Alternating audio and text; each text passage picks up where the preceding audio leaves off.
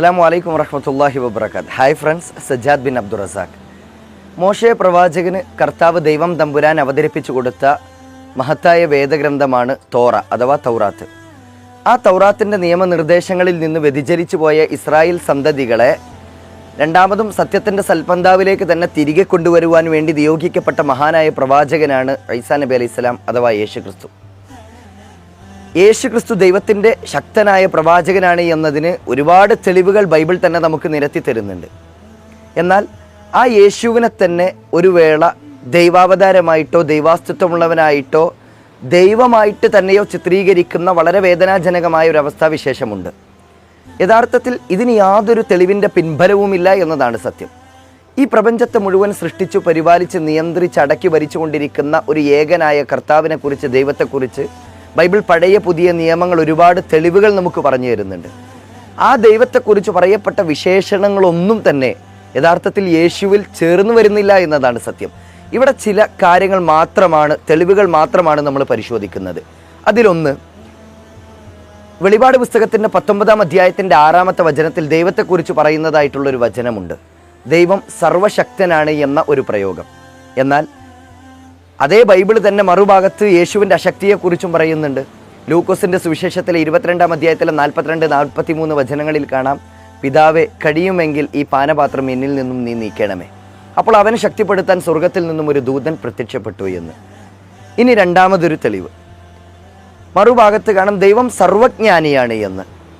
ദൈവമാണോ? സ്വാഭാവികമായിട്ടും ത്രികാലജ്ഞാനിയാവണം, ഭാവിഭൂത വർത്തമാനങ്ങൾ ഒരുപോലെ അറിയുന്നവനാകണം. ദൈവം സർവജ്ഞാനിയാണ് എന്ന കാര്യത്തിൽ സംശയമില്ല. എന്നാൽ യേശുവിന് പല കാര്യങ്ങളും അറിയില്ല എന്നതിന് ബൈബിൾ തന്നെ തെളിവ് നൽകുന്നുണ്ട്. ബൈബിളിൻ്റെ പുതിയ നിയമത്തിലെ മാർക്കോസിൻ്റെ സുവിശേഷത്തിലെ 13-ാം അധ്യായത്തിലെ 32-ാമത്തെ വചനത്തിൽ കാണാം, ആ ദിവസത്തെക്കുറിച്ചോ ആ മണിക്കൂറിനെക്കുറിച്ചോ പിതാവല്ലാത്ത മറ്റാർക്കും, സ്വർഗത്തിലെ ദൂതന്മാർക്കോ പുത്രന് പോലുമോ അറിഞ്ഞുകൂടാ എന്ന്.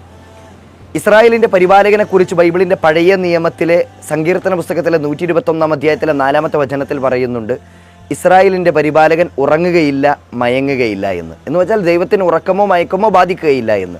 എന്നാൽ ബൈബിളിൻ്റെ പുതിയ നിയമത്തിലെ മത്തായി സുവിശേഷത്തിലെ 8-ാം അധ്യായത്തിലെ 24-ാമത്തെ വചനത്തിൽ യേശു ഉറങ്ങി എന്നതിന് തെളിവുണ്ട്. ഇത് ചില തെളിവുകൾ മാത്രമാണ്. ഇങ്ങനെ തുടങ്ങി ഒരുപാട് തെളിവുകൾ നമുക്കിതിനായിട്ട് നൽകാനുണ്ട്. യഥാർത്ഥത്തിൽ ആരാണ് യേശു? യേശു ദൈവത്തിൻ്റെ സന്ദേശവുമായി ഇസ്രായേൽ മക്കളെ സത്യത്തിൻ്റെ സൽപന്താവിലേക്ക് ആനയിക്കാൻ വേണ്ടി കടന്നു വന്ന ഒരു പ്രവാചകനാണ്, ശക്തനായ ദൂതനാണ്. ആ യേശു ഒരിക്കലും നിങ്ങൾ എന്നെ വിളിച്ചു പ്രാർത്ഥിക്കൂ, എന്നെ ആരാധിക്കൂ, എന്നോട് സഹായം തേടൂ എന്ന് പറഞ്ഞിട്ടില്ല. മറിച്ച് യേശു പറഞ്ഞത് എന്താണ്? മത്തായി സുവിശേഷത്തിലെ 7-ാം അധ്യായത്തിലെ 21-ാമത്തെ വചനത്തിൽ തന്നെ കാണാം, എന്നോട് കർത്താവേ കർത്താവേ എന്ന് വിളിക്കുന്നവൻ ഏവനുമല്ല, സ്വർഗസ്ഥനായ എൻ്റെ പിതാവിൻ്റെ ഇഷ്ടം പ്രവർത്തിക്കുന്നവനത്ര അവൻ്റെ രാജ്യമായ സ്വർഗരാജ്യത്തിൽ പ്രവേശിക്കുന്നത്. പരിശുദ്ധ ഖുർആൻ യേശുവിനെ ഏറ്റവും നല്ല രൂപത്തിലാണ് പരിചയപ്പെടുത്തി തരുന്നത്. ആരായിരുന്നു ഈസാ നബി അലൈഹി സ്വലാം? ആരായിരുന്നു യേശു ക്രിസ്തു? ഇസ്രായേൽ സന്തതികളിലേക്ക് കടന്നു വന്ന ശക്തനായ പ്രവാചകൻ. എന്താണ് യേശു ക്രിസ്തു ജനങ്ങളോട് പറഞ്ഞത്?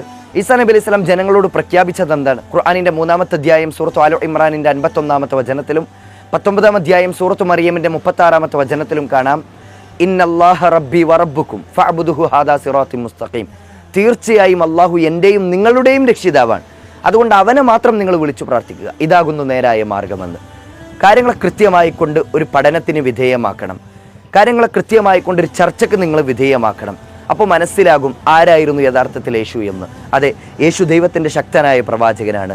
യേശുവിനെയല്ല നമ്മൾ ആരാധിക്കേണ്ടത്, കന്യാമറിയമനെയോടല്ല നമ്മൾ വിളിച്ചു പ്രാർത്ഥിക്കേണ്ടത്, മുഹമ്മദ് നബിയോടല്ല നമ്മൾ വിളിച്ചു പ്രാർത്ഥിക്കേണ്ടത്. മറിച്ച് അവരെല്ലാം സൃഷ്ടിച്ചു പരിപാലിച്ച് അവർക്കെല്ലാം വായുവെള്ളം നൽകുന്ന ഒരു ഏകനായ കർത്താവുണ്ട്, ദൈവമുണ്ട്, അള്ളാഹു. അവനെ മാത്രമേ നിങ്ങൾ വിളിച്ചു പ്രാർത്ഥിക്കുവാൻ പാടുള്ളൂ.